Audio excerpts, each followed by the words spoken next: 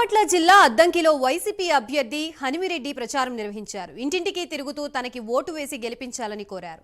20 సంవత్సరాలుగా అద్దంకి నియోజకవర్గం ప్రజలకి గొట్టిపాటి చేసిందేమీ లేదని, మోసపూరిత మాటలు చెప్పి ప్రజల్ని మోసం చేశారని ఆయన ఆరోపించారు.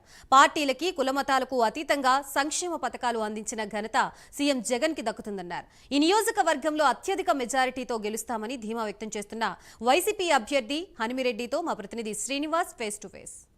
నియోజకవర్గ వైసీపీ అభ్యర్థి హనుమిరెడ్డి గారు ఉన్నారు. ఇక్కడ ఆయన ప్రచారంలో అద్దంకిలో దూసుకుపోతున్నారు. ఎప్పుడు వచ్చామన్నది కాదు, ఈ నియోజకవర్గంలో ఎట్టి పరిస్థితిలో గెలుస్తానని చెప్పి విధంగా ప్రచారం జరుగుతుంది. అలాగే చెప్పడం కూడా జరుగుతుంది. ఆయనే హనుమిరెడ్డి గారు ఉన్నారు, ఆయన అడిగి తెలుసుకుందాం. చెప్పండి, ఇక్కడ ప్రచారం ఎలా ఉంది? ఇంతకుముందు గతంలో ఇక్కడ 3 పర్యాయాలు కూడా టీడీపీ గెలవటం జరిగింది. మీ ధైర్యం ఏంటిది? ఇక్కడ ఎలా గెలవగలుగుతామని?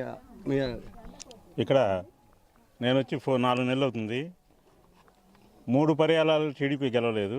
3 పర్యాయాలు కూడా గట్టుపేట రవికుమార్ గెలిచాడు. కానీ అతను మాయమాటలకి అబద్ధాలకి జనం పాపం నమ్మి ఓటు వేశారు. గతంలో ఏం చెప్పాడంటే టీడీపీలోంచి గెలిచి వైసీపీలోకి వస్తానని చెప్పాడు. కానీ జగన్మోహన్ రెడ్డి గారు కమిట్మెంట్ వల్ల ఉన్న వ్యక్తి కాబట్టి ఆ విధంగా అలాంటి చిల్లర కాలని జగన్మోహన్ రెడ్డి గారు ఎప్పుడు పార్టీలో జాయిన్ చేసుకోరు. మా పార్టీలో ఉన్న వాళ్ళందరూ కూడా క్రమశిక్షణతో అందరూ ఉంటారని చెప్పి ఖచ్చితంగా చెప్తా ఉన్నాను.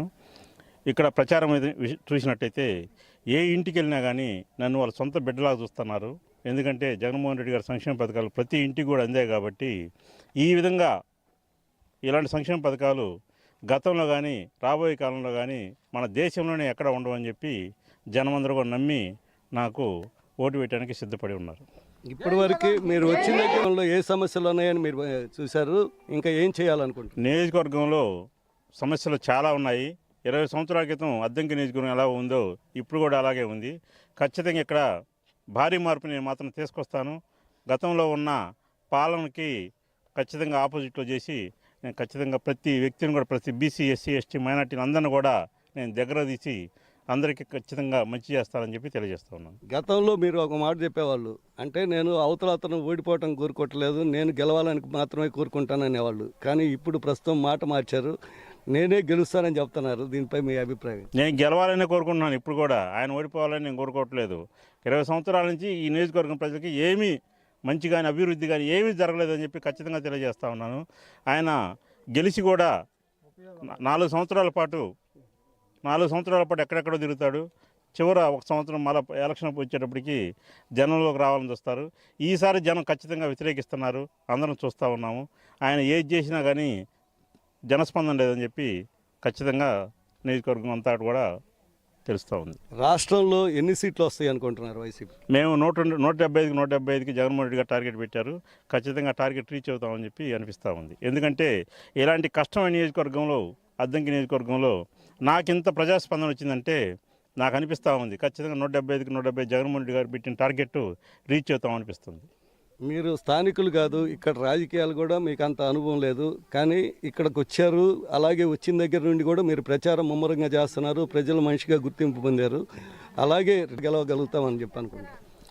ఇక్కడ నేను వచ్చేటప్పటికి నాన్ లోకల్ అనే పరిస్థితి ఒక్క ఇంటి నుంచి ఒక్క మనిషి కూడా అనే పరిస్థితి లేదు. కానీ నేను ఎక్కడికి వెళ్ళినా వాళ్ళ బిడ్డలాగా చూసుకుంటా ఉన్నారు, వాళ్ళ అన్నలాగా చూసుకుంటా ఉన్నారు నన్ను. కాబట్టి నాన్ లోకల్ అనేది ఇక్కడ ఏమీ లేదు. ఎందుకంటే స్థానిక పార్టీలలో జగన్మోహన్ రెడ్డి గారిని చూస్తారు, అటు చంద్రబాబు నాయుడు గారిని చూస్తారు. ఇక్కడ జగన్మోహన్ రెడ్డి గారికి ప్రజాస్పందన బాగుంది కాబట్టి రెడ్డి, కమ్మ, ఎస్సీ, ఎస్టీ, బీసీ అని కాదు, జగన్మోహన్ రెడ్డి గారు సంక్షేమ పథకాలు కానీ అభివృద్ధి కానీ రాష్ట్రం మొత్తం కూడా అందరూ తెలిసింది. కాదే ఈ అద్దంకి ప్రాంతంలో అభివృద్ధి జరగలేదని మాత్రం ఖచ్చితంగా చెప్పగలుగుతాను. ఈ అద్దంకి ప్రాంతానికి ఖచ్చితంగా రాబోయే కాలంలో నేను ఈ రూపురేఖలను మార్చి ప్రజలకు అండదండగా నిలుస్తానని చెప్పి తెలియజేస్తా ఉన్నాను. అది కాదు, అద్దంకి నియోజకవర్గంలో గెలిచేదా లేదా అనేది చూస్తున్నామని చెప్పి అంటున్నారు. అలాగే జగన్ సంక్షేమ పథకాలే వాళ్ళని గెలిపిస్తామని చెప్పి చెప్తున్నారు. కెమెరామెన్ అనిల్తో శ్రీనివాస్, ప్రైమ్ 9 న్యూస్, ప్రకాశం జిల్లా. ఎన్నికల వేళ